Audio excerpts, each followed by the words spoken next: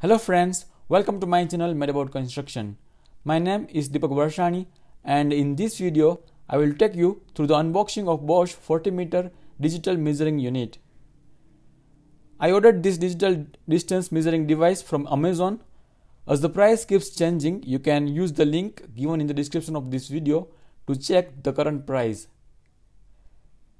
We will now unbox the product.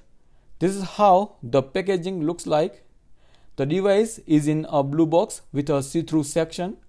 The manufacturer details, specification of the measuring device and other details relating to the product are given on the box. This laser distance measuring device was manufactured in Malaysia and imported and marketed by BOSCH Limited in Bangalore. We will now open the box to see the contents. This is a GLM 40 professional digital laser measure. It is blue and black in color. There are two 1.5 volt LR03 batteries. The IP rating of this device is IP54, which means it is protected from limited dust ingress and protected from water spray from any direction. This is the user guide of the device. The user guide will help you learn how to use this digital laser measure device.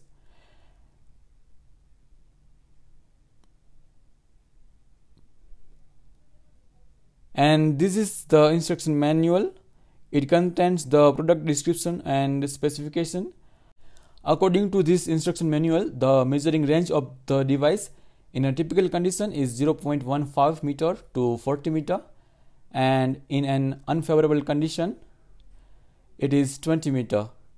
Its typical measuring accuracy is plus or minus 2 millimeters. This is the manufacturer certificate.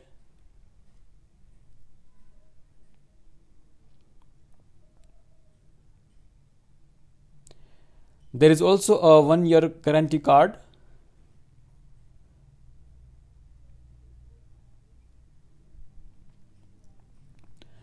We will now insert the batteries.